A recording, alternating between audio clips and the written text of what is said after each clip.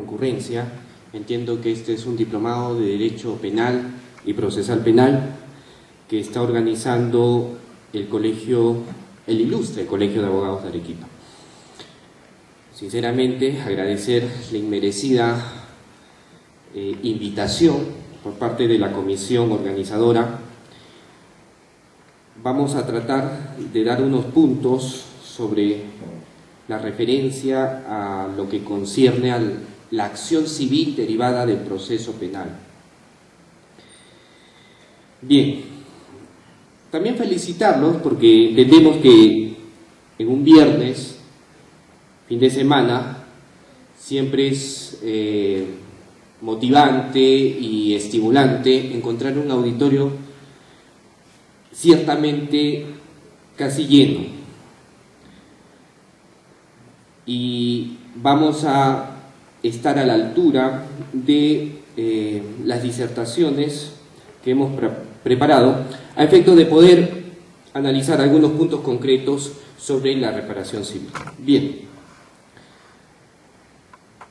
nosotros sabemos que el nuevo Código Procesal Penal, que entró en vigencia en un 31 de octubre del año 2009 en Arequipa, pero que tiene una data anterior, desde el 2004, y poco a poco ha ido implementándose en los distritos judiciales a nivel nacional, particularmente en la jurisdicción de Arequipa.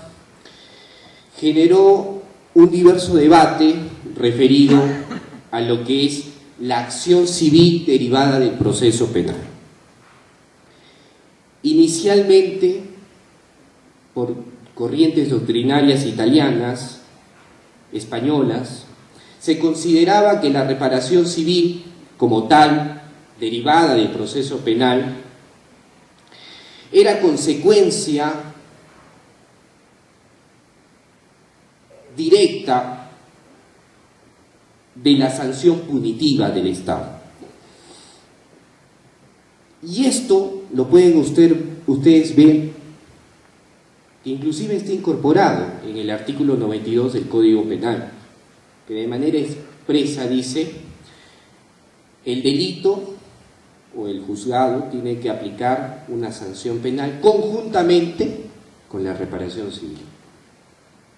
Bien, ¿por qué hablo de esta premisa de una conjunción casi indivisible entre la sanción penal y la acción civil? Porque cuando precisamente se implementó el nuevo modelo procesal penal en Arequipa, trajo una suerte de mala praxis por colegas de la especialidad de Derecho Penal. Ellos entendían de manera doctrinal que una sanción penal acarreaba con una consecuencia civil, sin mediar más allá de interpretaciones, solo un aspecto normativo, tal y como he manifestado, contemplado en el artículo 92 del Código Penal. Claro, para aquel entonces, y a mí me consta porque yo inicié mi litigación precisamente con la aplicación del nuevo Código Procesal Penal, muchos defensores de oficio, representantes del Ministerio Público e inclusive magistrados, que a pesar de haber sido capacitados por docentes y profesores de Colombia, Honduras e inclusive Chile, que llevaban cierta ventaja en la litigación oral, no entendieron hasta ese momento. Lo cierto es de que la nueva vertiente legislativa regulada en el Código Procesal Penal estipula de manera clara y firme una división entre tanto la acción penal que ejerce el representante del Ministerio Público frente a la acción civil que debe ser ejercida principalmente por el sujeto pasivo del delito, es decir, el agraviado. Si ustedes leen el artículo 1 de la Ley Orgánica del Ministerio Público, Decreto Legislativo 052, este también tiene una tendencia de conjugar de manera indivisible la acción penal con la acción civil. Más o menos el tenor del normativo nos indica: el Ministerio Público es el titular de la acción penal pública y también de su respectiva reparación civil. Reitero, estos dos normativos, desde mi punto de vista, deberían de ser modificados, y a través de las tribunas se han hecho reiterados pronunciamientos dirigidos y encaminados a delimitar que uno no tiene nada que ver con el otro. Así las cosas, pues, el artículo 11 del Código Penal, Código Procesal Penal, establece de manera taxativa que es posible que el Ministerio Público ejerza la representación del agraviado en lo que concierne o respecta a la acción civil, siempre y cuando, claro está, éste opte por no constituirse como actor civil. ¿Y por qué la denominación de actor civil? Pues bien, para los letrados con cierta experiencia y que tenían en rigor la aplicación de las normas del Código de Procedimientos Penales, habrán visto de que el tratamiento para la parte agraviada, que exigía el resarcimiento, la restitución o la indemnización de los daños derivados de un delito, no era el mismo que otorga el nuevo Código Procesal Penal. Vale decir, antes se le denominaba simple y llanamente parte civil. Con el nuevo Código Procesal Penal, esta perspectiva de parte civil a actor civil dio un vuelco de 360 grados, en el sentido de que el agraviado, al constituirse en actor civil, con las formalidades previstas en el artículo 98 del Código Procesal Penal, tenía sobre sus hombros la carga de la acreditación de la acción civil dentro del proceso penal. Entonces diremos, con cierta lógica jurídica, que la reparación civil derivada de un proceso penal viene a ser una acumulación de pretensiones heterogéneas. Claro está, porque tienen sustancialmente distintos tratamientos y aspectos, y que por una cuestión de principios, de celeridad, de economía procesal, han sido por el legislador compuestos y comprendidos dentro de un proceso penal. Ciertamente, el actor civil, como dije, tiene el deber de acreditar no la comisión de un delito, sino meridianamente el daño, el perjuicio, el menoscabo y la indemnización por la comisión del hecho delictivo. Esto para el año 2008, 2009, inclusive 2010, no se entendía como ahora, gracias a la jurisprudencia de la Corte Suprema, se ha delimitado de manera clara y concreta. Así se creía que el actor civil ejercía también facultades de persecución penal. Y claro, la óptica del abogado en ese escenario era: acopiemos recopilemos, consigamos elementos de convicción o medios probatorios que puedan acreditar y corroborar la comisión del delito. Todo con ello para que logremos la sanción punitiva a través del órgano jurisdiccional, creyendo que con ello, de manera indivisible, el órgano jurisdiccional iba a declarar fundada también la pretensión civil. Ha sido también ponente en este diplomado el doctor Celis Mendoza, que, como sabemos, la mayoría de abogados especialistas en derecho penal actualmente ejerce un cargo en la Sala Penal de Corrupción de Lima. Él, en el año 2012, emitió un auto de sobreseimiento que impactó, y digo con cierto beneplácito, impactó a la mayoría de colegas. ¿Qué hizo el doctor Celis Mendoza? Ahí va.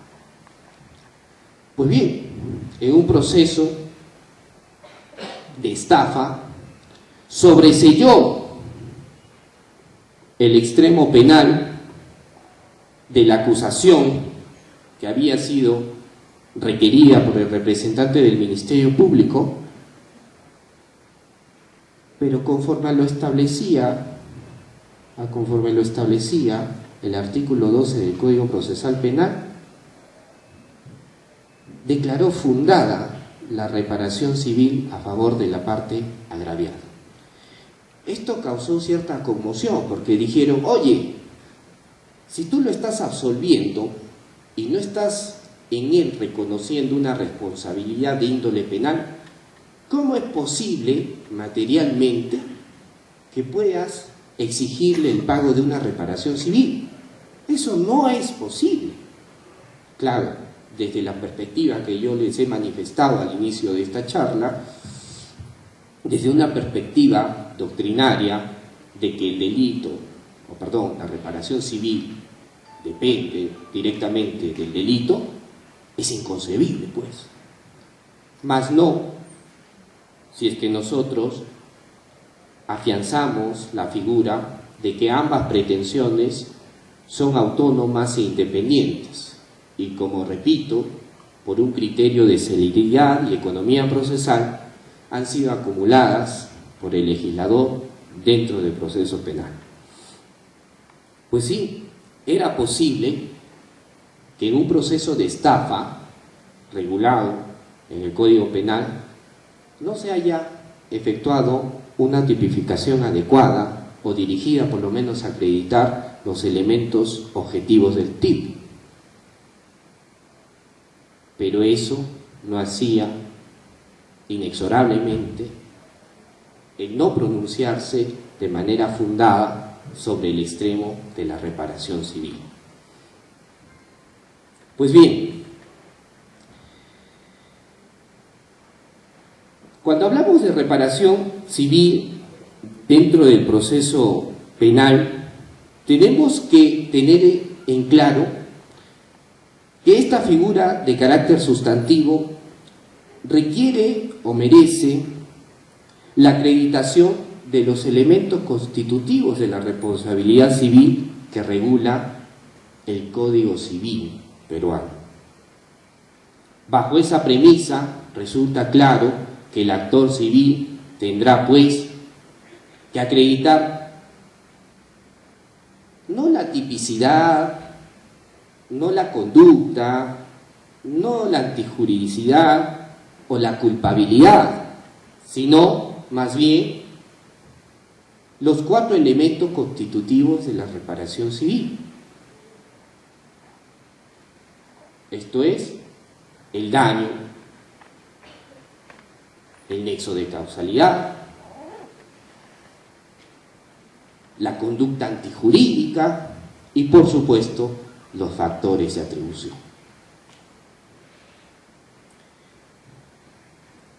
Antiguamente, para constituir inclusive en actor civil a la parte agraviada, se requería en la audiencia de constitución en actor civil la presencia obligatoria de representante del Ministerio Público.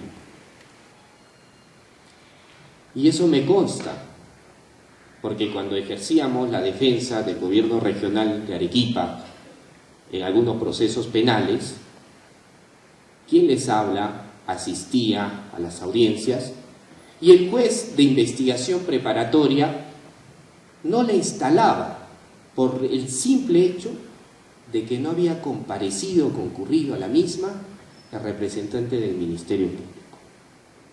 Es decir, todavía había una interpretación de que el defensor de la legalidad tenía que dar el visto bueno o favorable para la constitución de la parte agraviada en actor civil. Felizmente ha habido modificatoria en el artículo 98 y siguientes del Código Procesal Penal que han eliminado la audiencia de constitución en actor civil y han facultado a la parte que considere agraviada a presentar su escrito a efecto de que a través de un auto debidamente motivado por el juez de investigación preparatoria se pueda declarar fundada la solicitud de constitución en actor civil. Pues bien, entonces, cuando yo solicito constituirme en actor civil, no tengo que ir orientado a acreditar la conducta típica, antijurídica y culpable del hecho delictivo. Lo que tiene que ir rigurosamente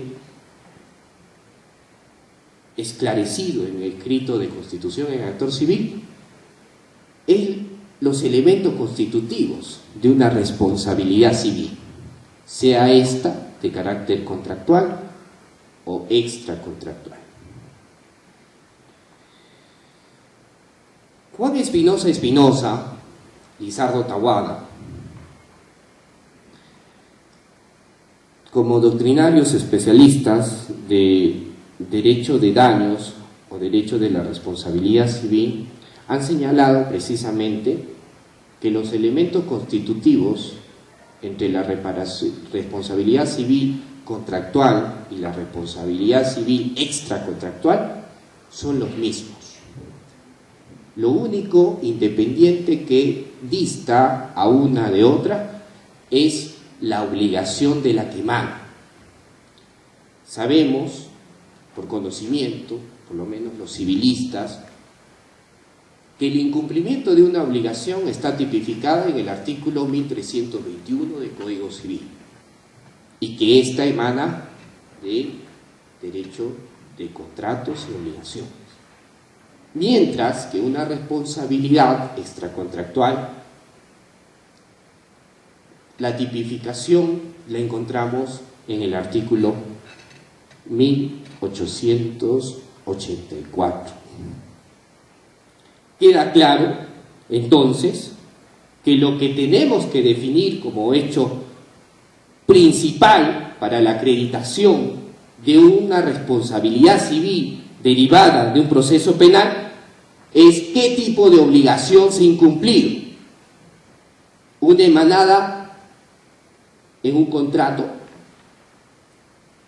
una emanada en funciones, una emanada en el principio de legalidad o una que es mucho más laxa, mucho más flexible, el deber de no causar daño a otro. Ese es el primer hecho que tenemos que identificar en nuestro escrito de solicitud de constitución en actos. Claro está.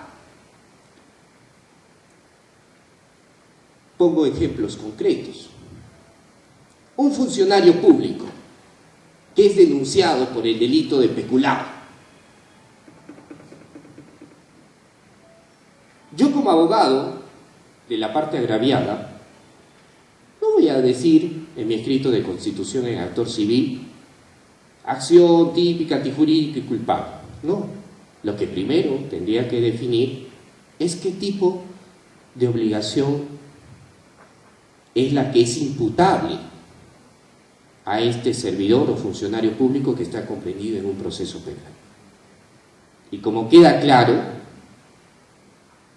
en un delito de peculado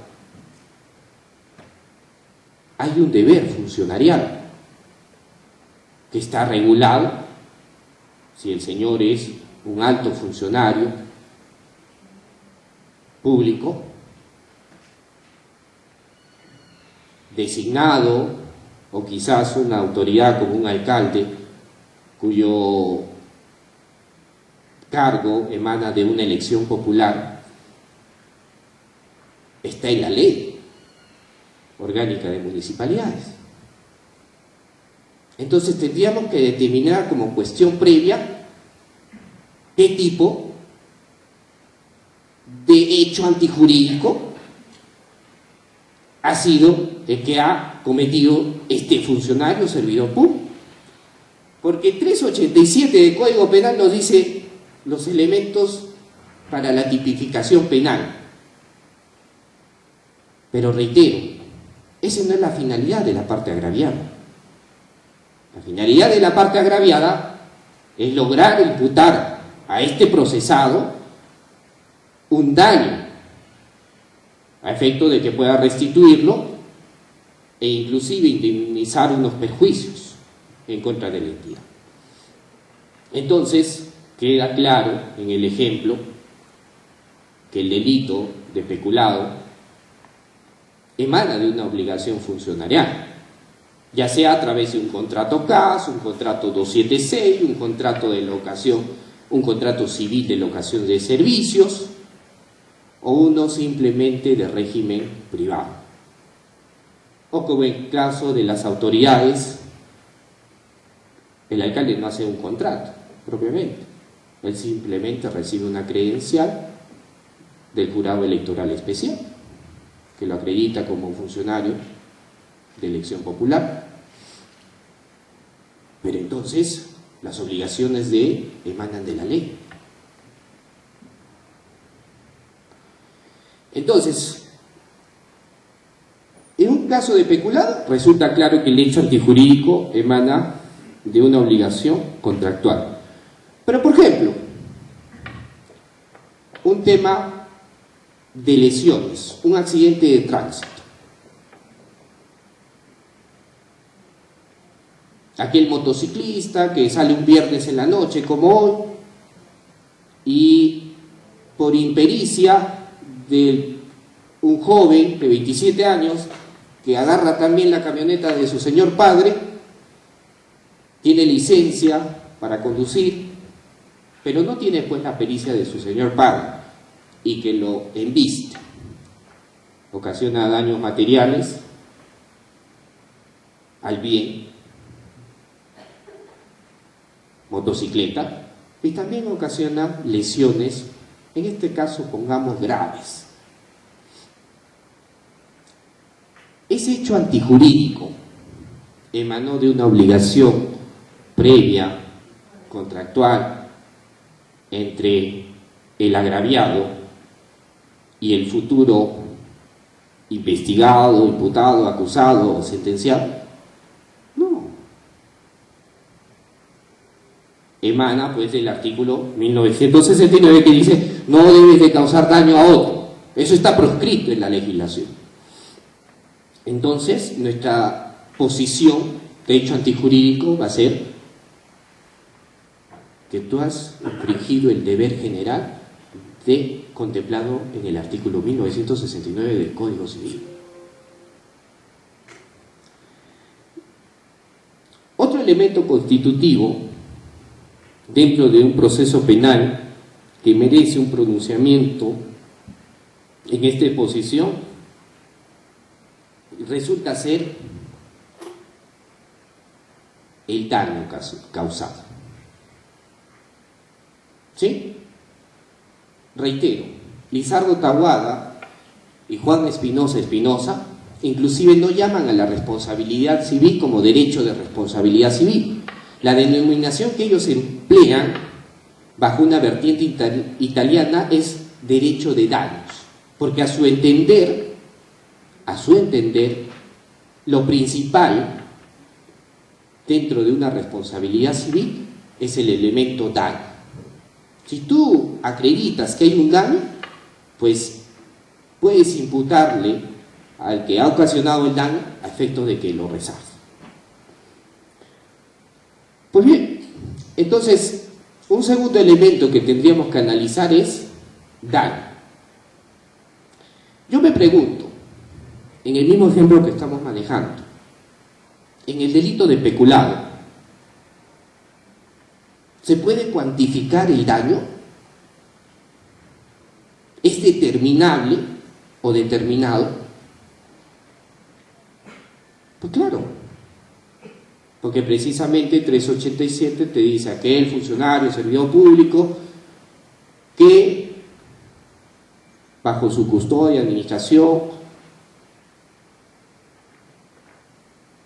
dispone de bienes a favor de terceros o propios. Entonces, yo me pregunto, si yo dispongo de la camioneta que me asignan para mis funciones como procurador público en una municipalidad, y como se ha dado el caso de altos funcionarios, ministros, comandantes, inclusive vicepresidentes de la República, lo utilizo para que recojan a mi hijo saliendo del colegio, a mi esposa saliendo de su trabajo. ¿Es determinable, cuantificable? ¿Es imposible determinar un daño en ese aspecto? Pues no. Pues no. Todas las camionetas del Estado y las unidades vehiculares tienen un parte diario de actividades y se les asigna un combustible determinado del área de logística y servicios auxiliares. Entonces es fácil determinar el quantum de un daño en un delito de peculado.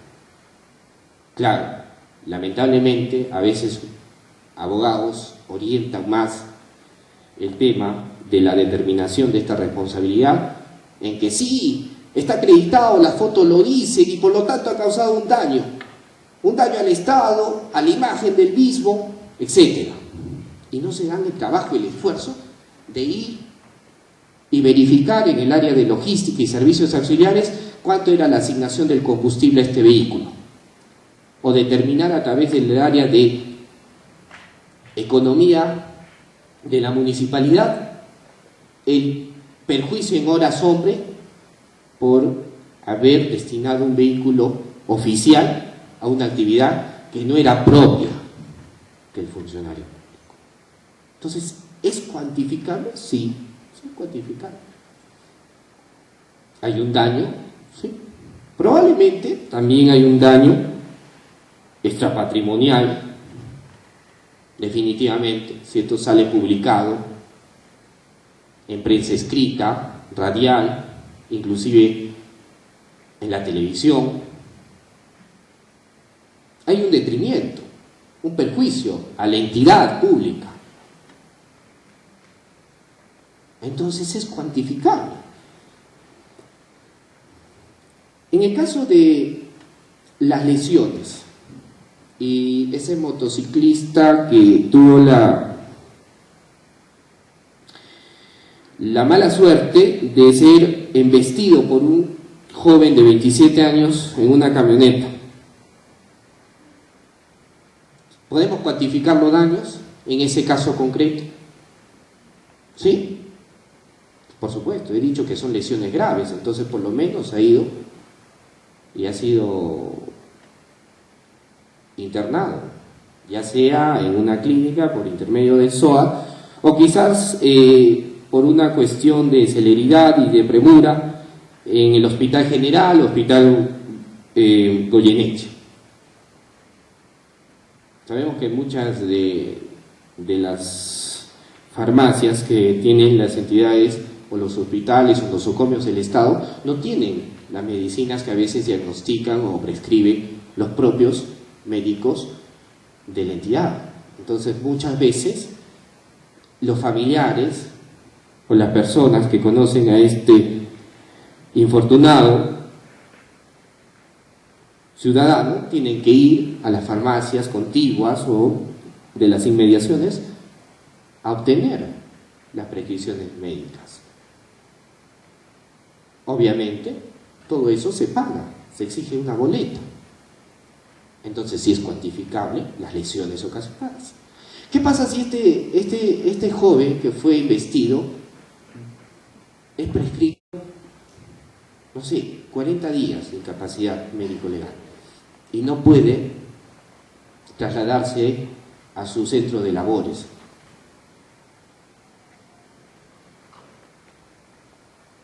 Ahí no solo hay un daño emergente, que es curar la salud de agraviado, sino un lucro cesante. ¿Qué pasa si el jefe de recursos humanos no le quiere dar una licencia por salud de 40 días? Y él en realidad se encuentra pues imposibilitado porque le duele, pero la prescripción dice solo 20 días. Entonces, él de mutuo propio, privilegiando bienes jurídicos, salud, derecho de trabajo, prefiere su salud. Y eso a consecuencia le genera un proceso administrativo disciplinario, posteriormente un despido justificado o un proceso para que lo repongan, etc. Entonces hay un lucro cesante, hay un daño emergente. Otro aspecto interesante y que tendría que estar claramente definido en un escrito de solicitud de constitución en el actor civil es el nexo de causalidad. En la municipalidad hubo un caso interesante que tuvimos y que estamos tramitando actualmente. Resulta ser que por una feria del libro que se iba a realizar en la primera y segunda cuadra de la avenida Ejército, se dispuso que una mañana trabajadores obreros del área de mantenimiento y limpieza pública procedan a hacer la limpieza y el pintado de la berma principal de esta avenida.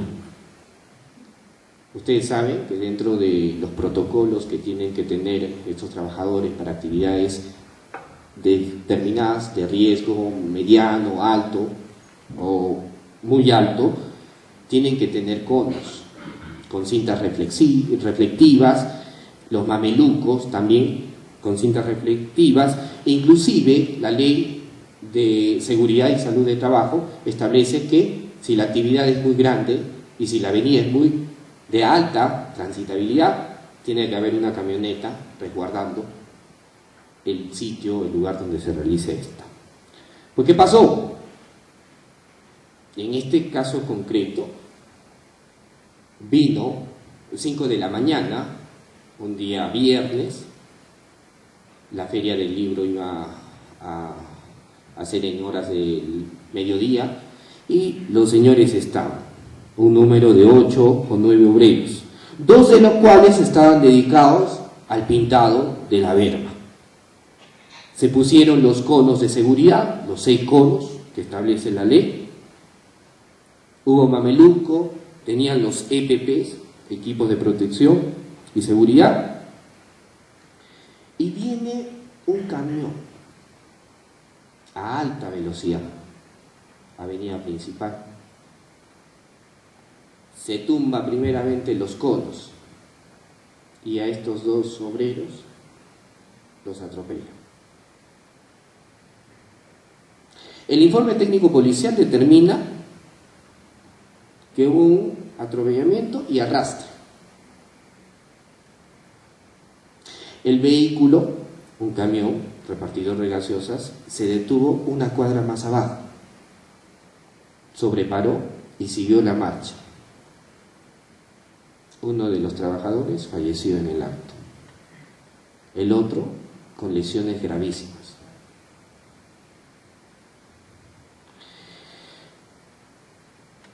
¿A qué va este ejemplo? Nexo de causalidad. Claro, intervino SUNAFIN, intervino la Gerencia Regional de Trabajo, se instauró un proceso penal por la madre del trabajador que falleció, y SUNAFIL nos hizo responsables del fallecimiento y muerte de este trabajador. Yo pregunto,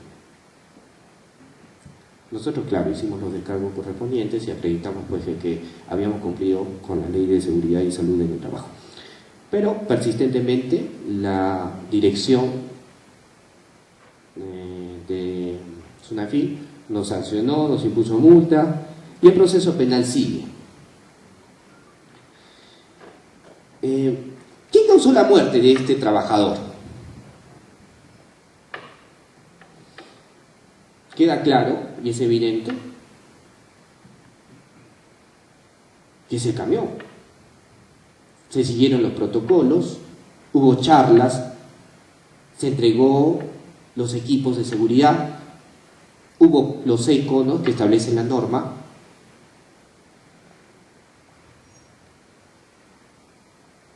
Entonces, el nexo de causalidad viene a ser ese vínculo que determina que ese hecho antijurídico que tú le imputas al procesado, al investigado, al acusado, se debe precisamente, ha causado precisamente el daño que le atribuyes. En el delito de lesiones que estamos poniendo como ejemplo, ¿es posible determinar un nexo de causalidad? Sí, es posible. El ITP en ese caso concreto determinó que sí.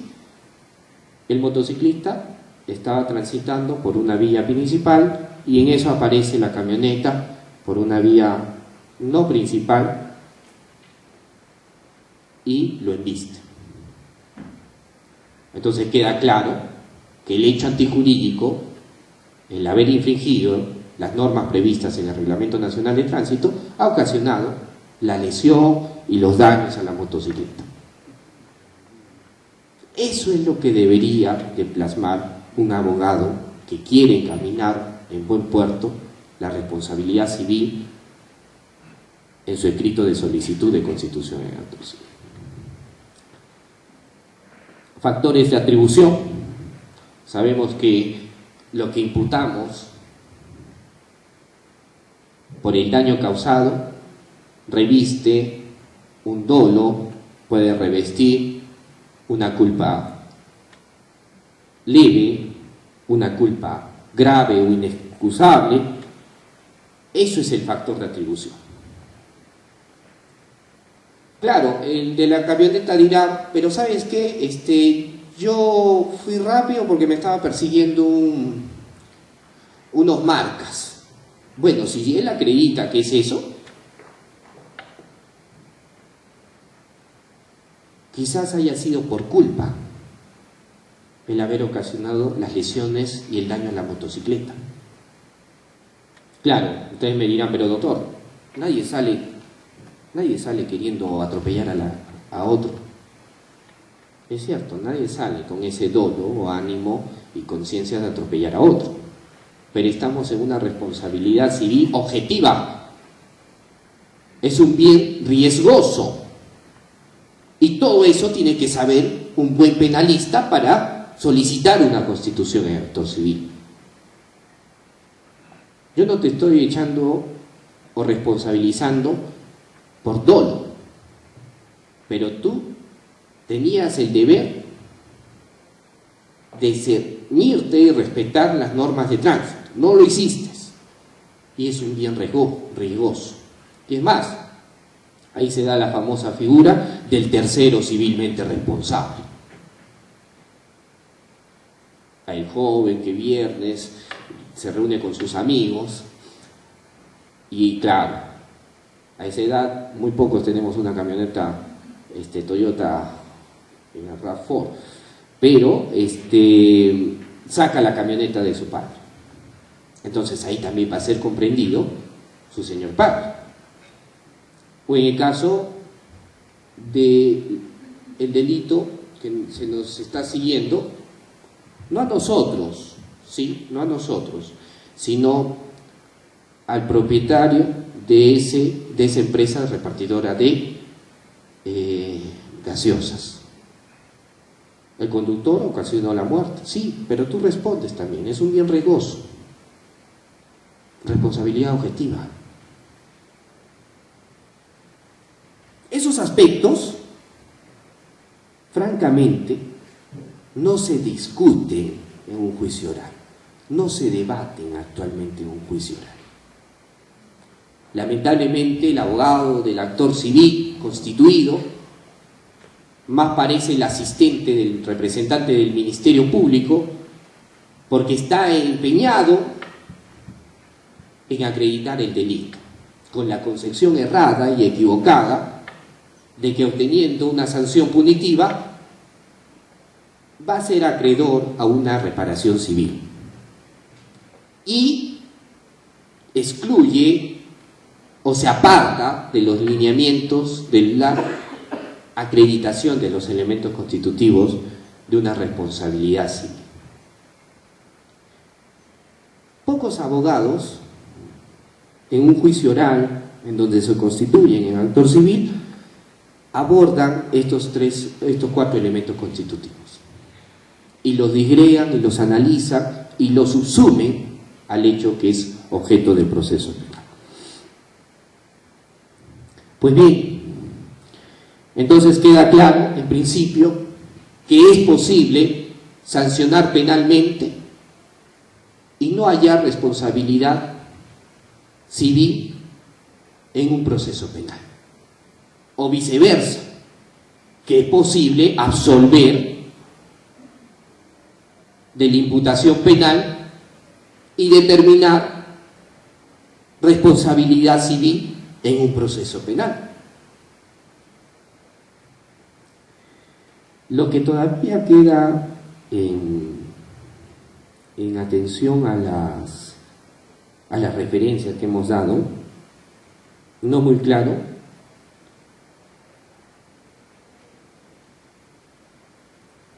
es lo siguiente. Ha habido un pronunciamiento hace poco en la Cuarta Sala de Apelaciones Penales en el sentido siguiente: Ministerio Público, actor civil, delito, usurpación agravada. Ministerio Público, bueno, el órgano de primera instancia no halló en el bagaje de medios probatorios que se actuaron en el plenario responsabilidad penal de los 2 coimputados.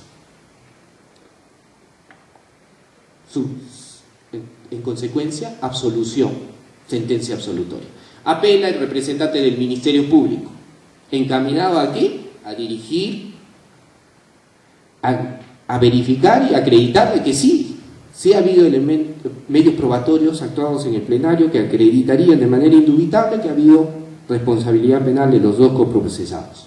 Por otra parte, apela también el abogado del actor civil, y en vez de fundar o fundamentar, argumentar que existe un daño ocasionado a la parte agraviada, utilizan los mismos fundamentos del representante del Ministerio Público. ¿Qué hace la Sala Superior? La Sala Superior, con buen criterio, dice: actor civil, tu recurso de apelación nunca debió de admitirse. ¿Por qué? Porque no va orientado a cuestionar los aspectos de la responsabilidad civil, sino te has dedicado a hacer una réplica o emulación de los argumentos del representante del Ministerio Público. En consecuencia, luego de la actuación oral en la audiencia respectiva, declara nulo el concesorio, improcedente la reparación o la apelación presentada por el actor civil. Esto es curioso porque sí le dan la razón al Ministerio Público. Dicen: fundado el recurso de apelación del Ministerio Público. En efecto, no se han analizado la totalidad de los testimonios del plenario, nuevo juicio oral. Cuando bajan los autos a un nuevo juez de juzgamiento, el abogado del actor civil hace una interpretación equivocada y dice, bueno, como ha sido declarado todo nulo y es un nuevo juicio oral, según lo dispuesto por la sentencia, la sentencia de vista, tengo derecho a participar. Entonces el juez de primera instancia, un momentito, a usted le declararon nulo el concesorio e improcedente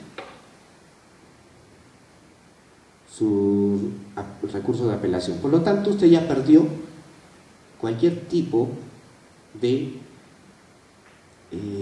facultades que le confiere el artículo 101 y 102 del Código Procesal Penal para la determinación en juicio de la responsabilidad civil de la parte imputada o acusada.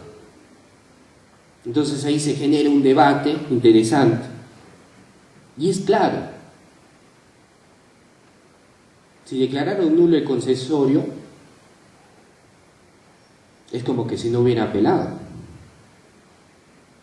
subsecuentemente ha quedado consentida la sentencia, pero solo en el extremo civil, y no porque no haya querido apelar el actor civil, sino porque los fundamentos del abogado fueron orientados a cuestionar la acción penal y no la acción civil, y la sala con buen criterio dijo, tú no puedes extrapolar las funciones de representante del Ministerio Público, tus funciones son y están enmarcadas en acreditar la reparación civil. Finalmente, obviamente, no se le permitió realizar intervenciones y el único que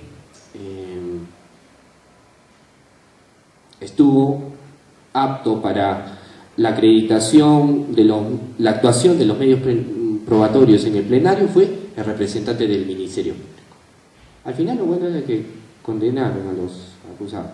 Entonces es interesante los criterios que adopta cada una de las 4 salas penales que tenemos en esta Corte Superior de Justicia, porque nos están llevando a interpretar y analizar de manera adecuada que la acción penal no tiene nada que ver con la acción civil. Es más, es posible, y debe ser entendido así, de que una puede sancionar y la otra puede quedar o declararse infundada. Bajo esas premisas, sabemos que el criterio de la Corte Suprema no ha sido tampoco en sentido contrario. Si bien es cierto, no ha habido un abundamiento en jurisprudencias referidas al actor civil, pero en distintos casaciones, cuando abordan en los 2 últimos considerandos de las mismas, los jueces de la Corte Suprema señalan pues de manera clara y concreta de que hay una delimitación entre una respecto a la otra. La pregunta sería entonces, ¿qué pasa si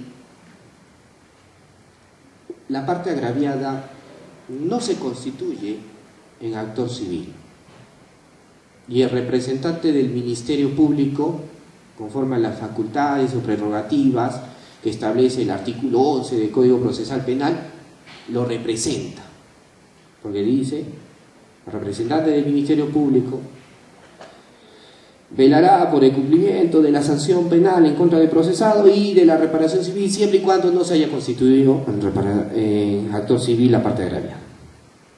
Entonces ha salido una sentencia de la Corte Suprema que posibilita a la parte agraviada a exigir, a pesar de que el Ministerio Público ejerció al amparo de lo previsto en el artículo 11 del Código Procesal Penal, la representación de él en el proceso penal y obtuvieron un monto indemnizatorio, hay una casación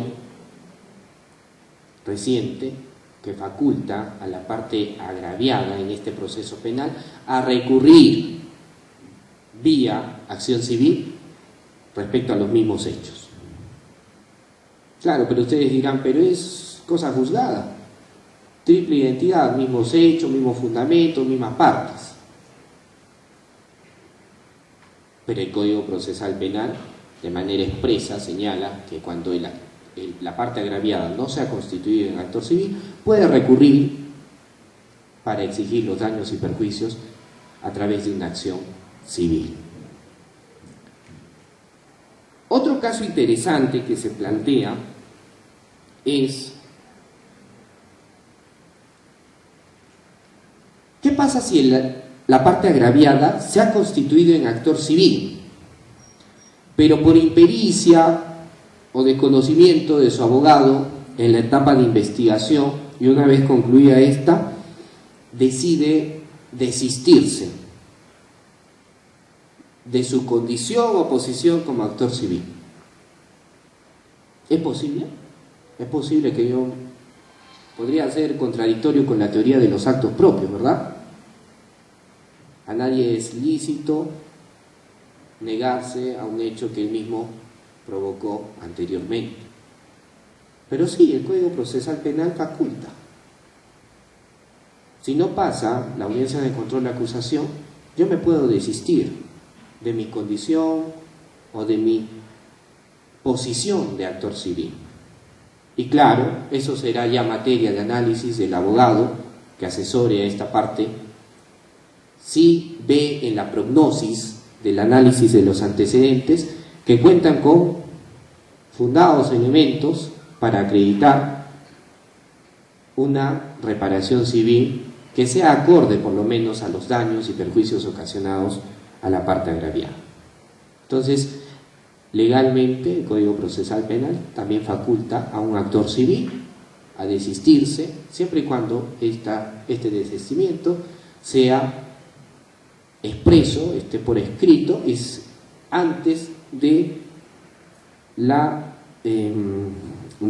requerimiento de acusación fiscal. En la casuística también existieron algunos aspectos interesantes. Ustedes saben que hay apercibimientos que tienen los órganos jurisdiccionales, que los franquea el artículo 9, 10 y 11 de la Ley Orgánica del Poder Judicial, ¿sí? Ante actuaciones de mala fe, de temeridad, de falta de veracidad de los sujetos procesales. Pues bien, el Ministerio Público formaliza una investigación. Una vez formalizada, la parte agraviada solicita la constitución en actor civil, terminan los actos de investigación de la etapa de investigación preparatoria, se da por concluida la misma y el fiscal emite un requerimiento de acusación fiscal. Resulta ser que la parte agraviada también asiste a la audiencia de control de acusación fiscal, aporta sus medios probatorios, encaminados y direccionados a elegir o acreditar la reparación civil, y posteriormente no asiste a la audiencia de juicio oral. Anteriormente era interesante porque había algunos jueces que decían: señor fiscal, usted retoma por imperio del artículo 11, usted retoma pues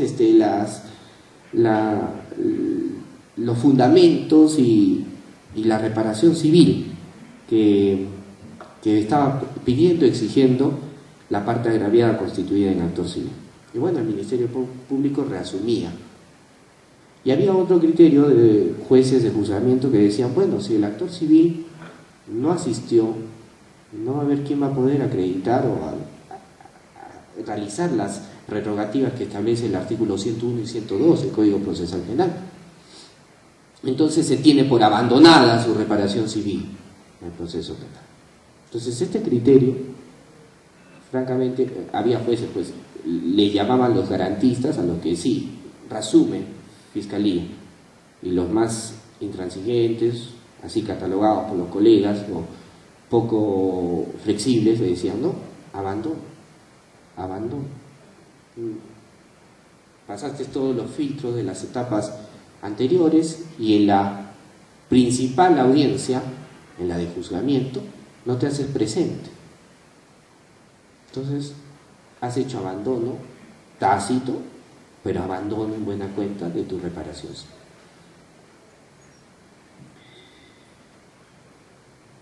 Entonces, bajo el criterio que hemos manifestado, resulta claro, y siguiendo esa línea de argumentación, que lo que correspondería es el abandono de la reparación civil, porque el Ministerio Público no podría resumir aspectos formales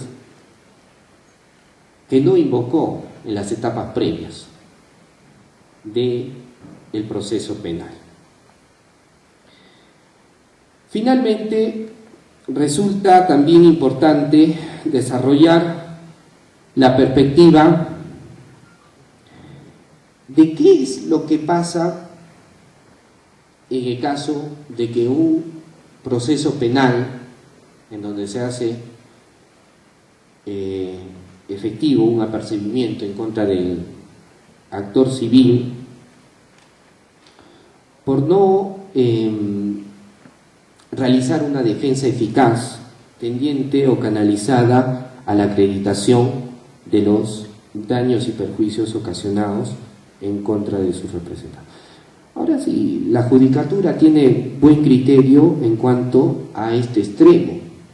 Muchos de los señores magistrados llaman la atención, tanto de defensores públicos como de defensores privados, cuando no orientan sus fundamentos o las preguntas en el interrogatorio, contrainterrogatorio, referidos a lo que es su responsabilidad acreditar. En el caso del fiscal, el hecho delictivo, y en el caso del actor civil, la reparación civil. Y eso es positivo. Sé que muchos a veces nos sentimos un poco limitados o restringidos porque el representante del Ministerio Público hace ciertos interrogatorios y a veces también van orientados al tema de la responsabilidad civil. Entonces, es realmente favorable a los intereses de los especialistas en el derecho penal y particularmente en el derecho procesal penal, que se tenga en claro esta delimitación de lo que es la acción civil y la acción penal, y de que en los escritos y en las audiencias que realicemos tengamos en claro de que nuestra función no es coadyuvar al Ministerio Público propiamente, sino principalmente como abogados defensores de la parte agraviada, acreditar lo que ella espera de nosotros, que es los daños y perjuicios ocasionados a consecuencia de un delito. En resumidas cuentas, espero sinceramente que esta pequeña ponencia haya podido aclarar la línea jurisprudencial. La legal ya estaba dada a través de la publicación y entrada en vigencia del nuevo Código Procesal Penal, y que se está haciendo más marcada la diferencia entre una y otra acción. Entonces quedo de ustedes y les agradezco su atención, y también a los organizadores por haberme permitido disertar algunos puntos que creo importantes respecto a este tema. Muy amables.